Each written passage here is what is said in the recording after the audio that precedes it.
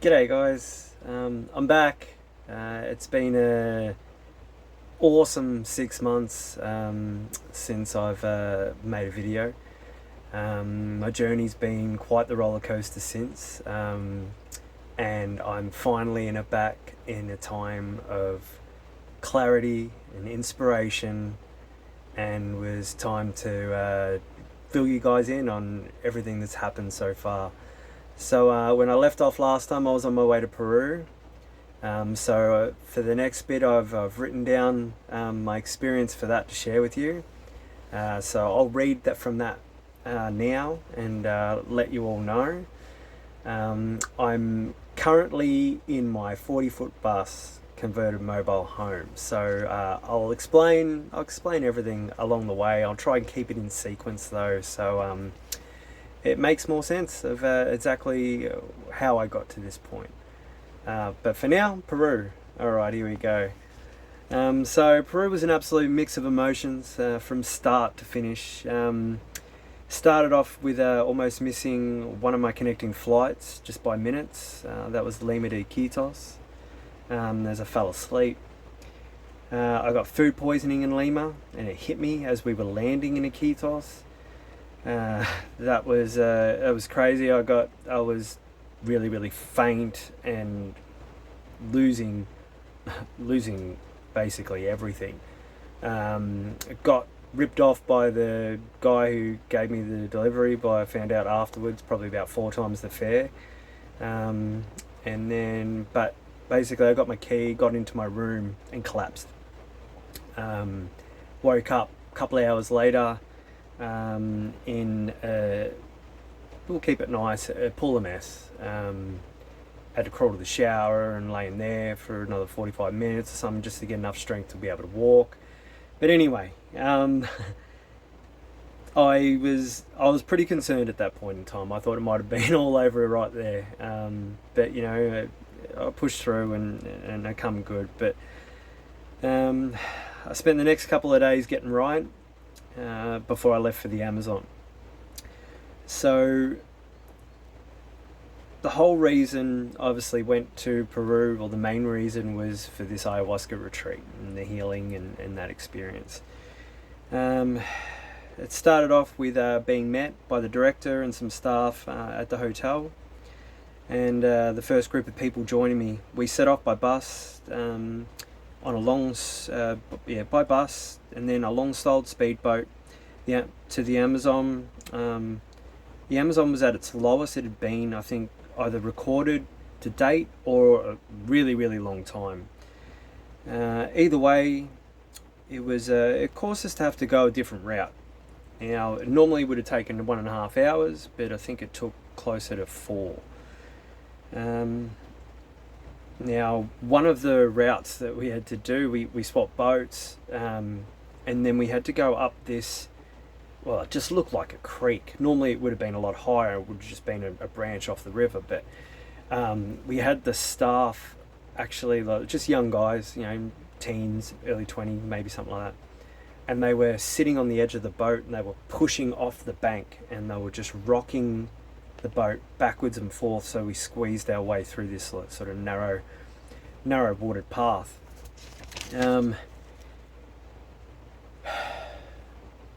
We got the end of that part. We got to it was kind of like an island village part, landmass. We got on a motorbike which had kind of like a ute tray back with some seats in it. It took us to the other side of the island where we got onto another part of the river, and then we got into a long boat style boat there as well, and then went for about another 30 minutes up there. So we were right in the thick of it. And then we got to the retreat. I think we sort of sat down and had some chats and stuff. But then first night, first ayahuasca ceremony. So here we go. All right. So it started at about 8:30 p.m. There were 5 of us, plus the 2 shamans, the director overseeing, and the 2 staff helpers. Shamans do chanting over the brew, blowing smoke onto it, and then placing this alcoholic smelling liquid on us for protection. Once on our hands, we had to breathe it in and then we drank. This would be the most disgusting thing I've ever tasted to date. I don't know if any of you have smoked before in your time, but it tasted like thick, dirty bong water. Like, that's the closest thing I could think of. It was gross. We were told that we had to keep it down for 45 minutes, which was pretty hard because I was wanting to throw up pretty much instantly. But we kept it down. Well, I did anyway. And then as it took hold, my mind opened up to shapes, geometry. It was fluorescent green, and it was shapes containing lots of little shapes inside, kind of thing. I understand now, but not then, that this was the fabric or template of creation. It was pretty awesome to see. It was very full on, quite intense. Then there were bright flashes of light sort of coming through as well. So that was the main part of the vision stuff for the first night. But then it came to purging. We had little buckets with a little bit of water in it in front of it. We all had our own one, so started off with spewing. And then it came to thoughts. Thoughts were coming in. And it kind of felt like it was tests against the ego bringing in negative thoughts, and I had to kind of swat them away, saying statements like there's no judgment and no expectations, and showing gratitude for each practice of this. It was that kind of experience for me. Everyone else's was very different. But then it came purging from the other end, and it was a very, very unsettled feeling. You're tripping balls. I had zero energy. Like, my legs were limp. Like, I had to be helped to the bathroom. But once I was in there, I pretty much, it was just purging from one end to the other, and I was in there for hours, and the vision were pretty much the same, but then they sort of slowly would just get fainter and fainter. It wouldn't be as vibrant colours, and the shapes wouldn't be as clear and things like that, but it was still kind of there, just slowly fading over a long period of time. And then obviously, you're sort of trying to focus on that, and also everything else that's going on with your body at the time. It's a full-on experience. But I ended up having the director come and sort of stand outside the toilet and sort of yell out, are you okay, and that sort of thing. And I was like, yeah, and didn't really realise how long I'd been in there. And he said, you got to come back to the ceremony. So I'm like, okay, no worries. So I did that, and then I would have gone back a few more times through the rest of the ceremony, as I needed to.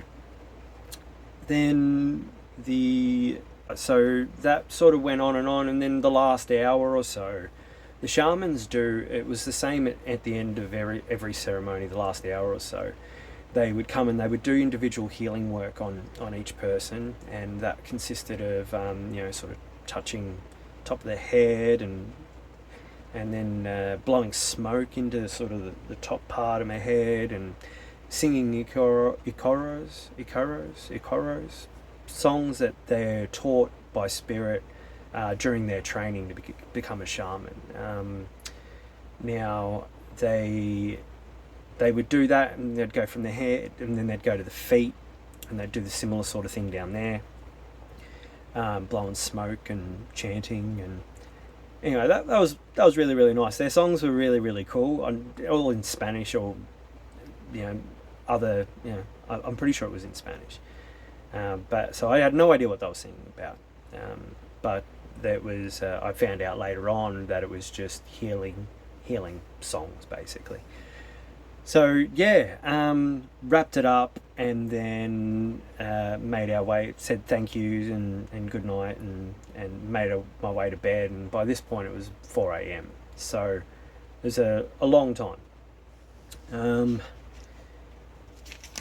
I was very exhausted, but and I crashed pretty good, pretty quick. It'd been a big day, big travelling, and then obviously a huge night as well. So the following morning started with a floral bath, a bucket of water full of flowers that we sort of sat on a seat, and they just sort of were just in shorts or whatever, and they pour it over us, and then we'd have to leave that on us. We could pick the flowers off if they were, leaves and stuff that were sort of around, but we couldn't have a shower or bath until sundown.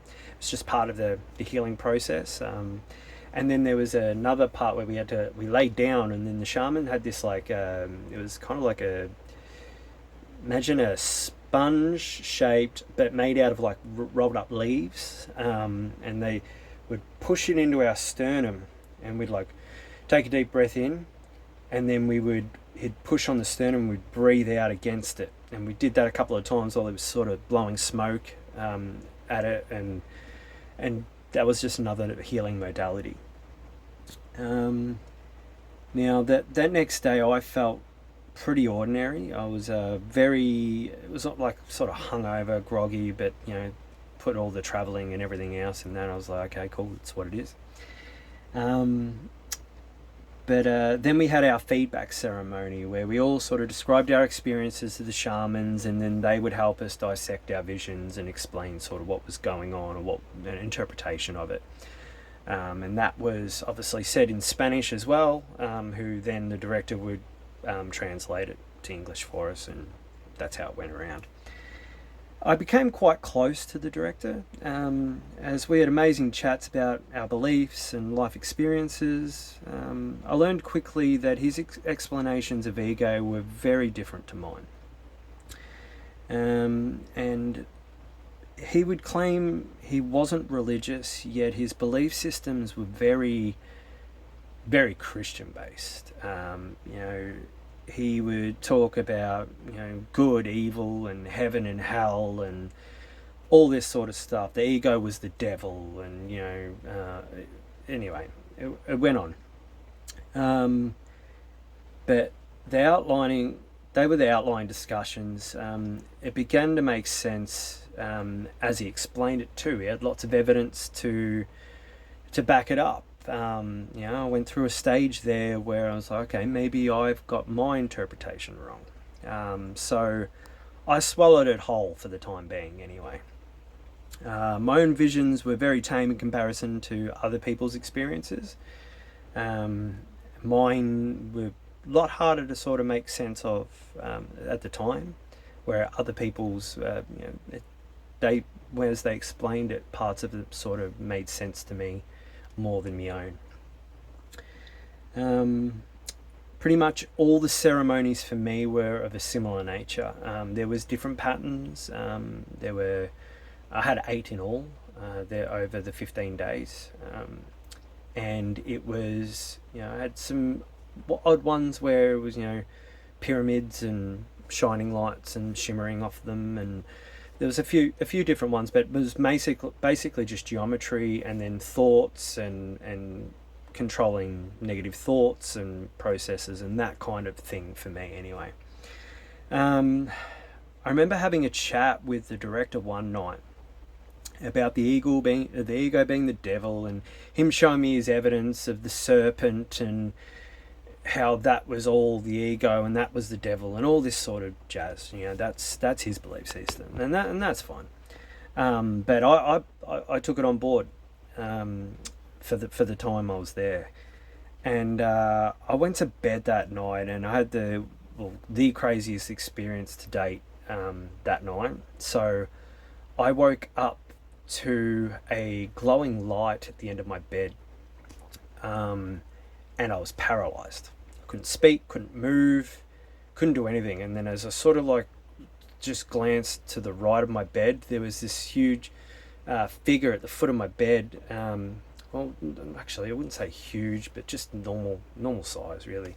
But it was like a white robe, It was a person, like a white robe, white hood, couldn't see a face. And I remember like trying to move and I couldn't. And I think that the fear really kicked in then because I couldn't do anything. And I'm just like, what the fuck's going on? And that's when I tried to like scream and I couldn't. And I finally, this is only seconds, mind you, of this going on. Maybe 10 seconds. Hard to remember exactly, but it wasn't very long. And then I finally managed to sort of stutter out a sound while trying to sort of yell out God. And then the spirit vanished, as did the paralysis. I spent the next hour trying to work out if I had been dreaming. It felt so real. So it was a weird experience. Anyway, later on, I was explained to me that it was he called it a tunchi, or I forget the exact word, but basically it was a ghost, and that ghost or spirit had visited his daughter or something nights earlier, and so that was the end of that. Why it visited me, not sure, but that was his explanation anyway. At the end of the first week, the group disbanded. I was the only one there doing 15 days, and it was a combination of a 7 and an 8 week course or stay. And so the first group left, I stayed, then the next group came. All beautiful people. Really had a good time connecting with them over that period. Some of them I've continued to talk to since then. But all had very different experiences. It was quite cool to see. Well, by the end of the 8th ayahuasca ceremony for myself, it was time for San Pedro. Now the director decided that only I'd qualified for San Pedro. The others hadn't done enough ayahuasca ceremonies, and his explanation was he had to do enough healing to be able to handle the San Pedro. Now, the ayahuasca was done by the shamans. The San Pedro is going to be done by the director only, because he claimed he'd done 300 ceremonies, and that was his forte. So it was just to be me and him doing this ceremony. Now, it was a 12-hour ceremony, and it was supposed to be really calm in comparison to the ayahuasca. It was supposed to be sort of us just sitting there, visions and experiences would be happening, but we would still have control of our mind and bodily functions and all that sort of stuff, and we'd be able to talk about it while this was going on. Well, I found out pretty quickly that my experience was quite the opposite to that. It started off pretty tame. The first 45 minutes, I had the floor and the walls started sort of breathing. It was sort of like a wave. So it wasn't anything too intense. But then I lost consciousness for hours. Now this was pretty full on for me, because when I came to, I don't know, I don't remember a lot of it. But I just felt like I had just ripped everyone apart. Like I had physically lashed out and hurt people when I came to. So whatever healing experiences were going on, wherever I went, that's how I felt. Now there were people standing around me, and I was just remember feeling sort of regret and apologetic, and they're saying no, you haven't done anything wrong or whatever, and it's like, oh, can you help me,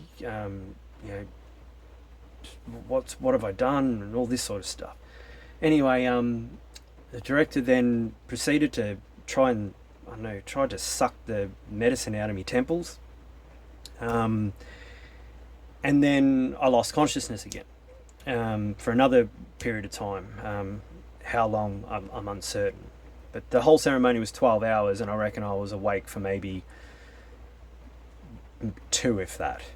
So there's a long time lapsed in between. And then sort of sitting there, and after I come back to, everyone was standing around me. I felt like I was being stood guard. Like I still felt like I'd done something bad, even though they were reassuring me that wasn't the case. But then when I really sort of started to focus, I could see that they were actually fanning me, trying to bring me back. So then they tried to give me soup, and tried to get me to eat, but I had maybe a mouthful or two at first. I was still, half out of it. And then then over the next hour, I was pretty much just sitting there, and I had conversations with a couple of various people, and the effect of the medicine was wearing off, and then I was hungry, and I was able to finish the meal, and yeah, it was it was not expected. So during that last hour or whatever, I was asked by the director to pray, because he was stating that we'd been to the first level of hell together or something. And I'm like, oh, okay, is that why I felt like I was destructive and hurt people and all this sort of stuff? I really didn't make heads or tails with it, and I just took him for his word. Then he wanted to pray with me. Anyway, I obliged, and he said, he got to the bit where they would say normally Amen, and I wouldn't say it. And I'm like, no. He goes, what do you mean no?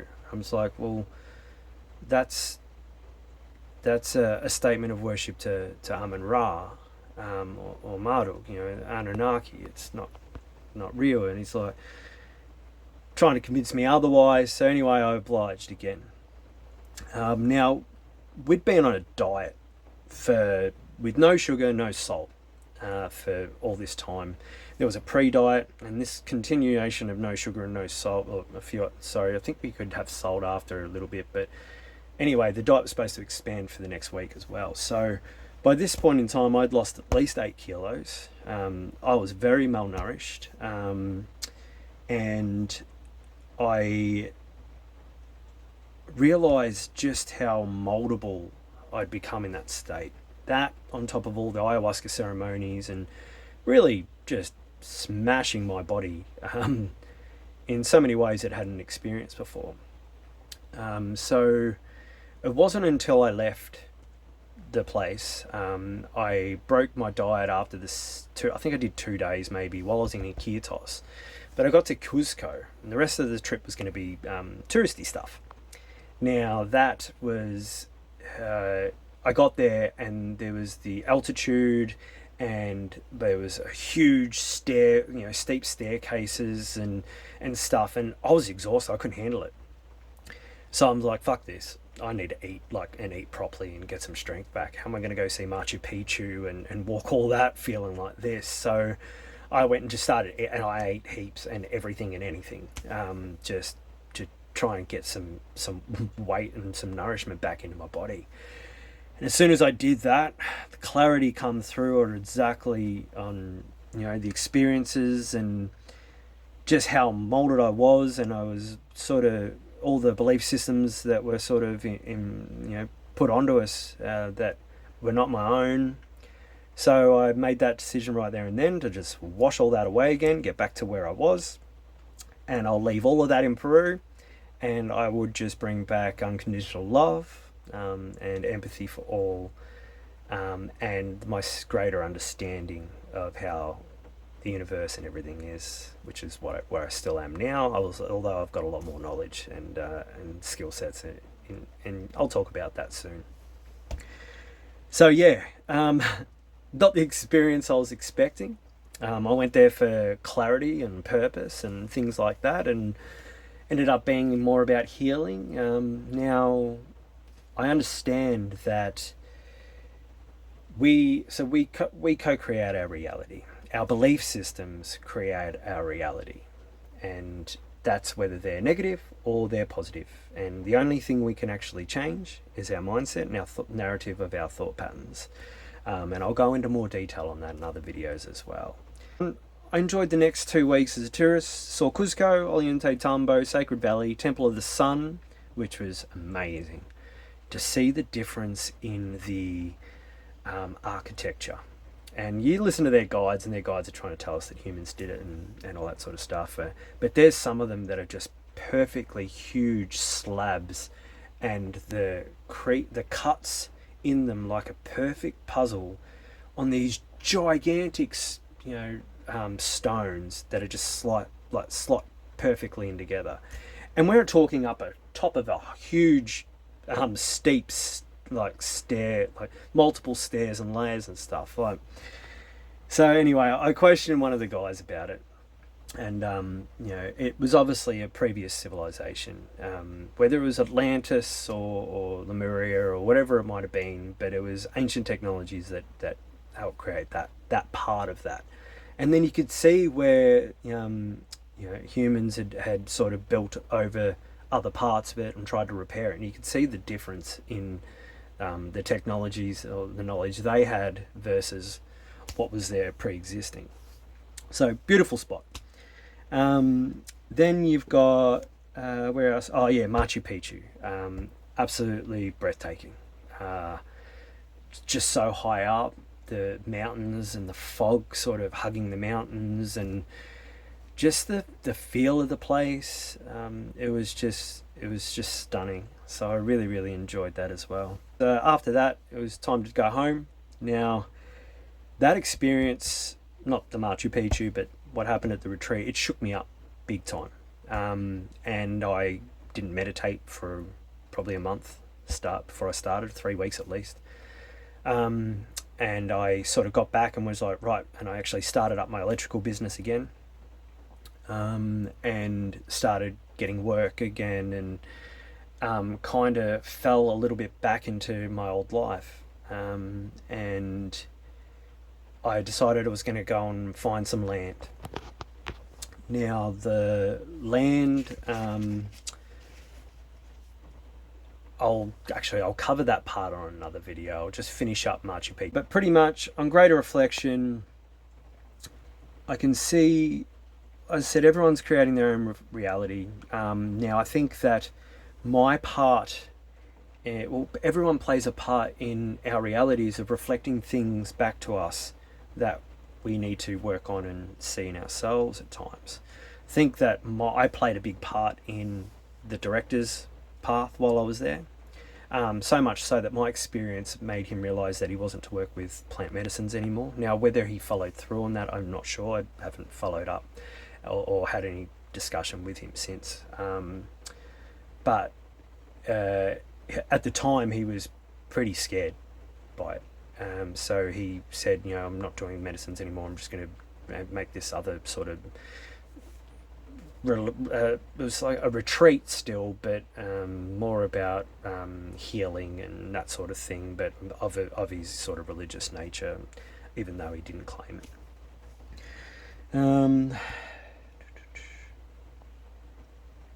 The other thing that I have been able to reflect on and come back to now, looking back, is I came away from Peru with an understanding and more compassion of religious people, and how the understanding that their beliefs systems are creating their reality and creating the experiences that they're having within it. Now, I don't believe in heaven and hell, or demons and all that. Well, demonic energies, yes, but they're only exist in this reality, not in the outer realms and stuff. But it was, I just came away with just more compassion and understanding, and now I even realize even further that it doesn't even matter what religions or faith you choose. My only issue with the religions is that they leave out the part where, with their teachings, they don't teach you that you are the power, you have the power inside, we're all source, and we're all co-creating. Instead, they teach to pass that power on to something else. So that's my only issue with religions. But as for the rest of it, go at it, But again, there are more discussions to have in other videos. Quickly say that one thing where I am now and my understanding of late and my lessons and trials and tribulations and all that sort of stuff that I've gone through within, I've started to see change in my outer, and it's been miraculous. Synchronicities, messages. I know that I had to get back onto this path, and it's exciting. I feel elated. I feel an abundance of love and direction. So I'm going to keep cracking and get more of these out and all the lessons I've learned along the way. So for now, I love you all. Thank you for following along on this journey, and I will I'll see you in the next one. Wishing you all love, light, and the highest of frequencies. Bye for now.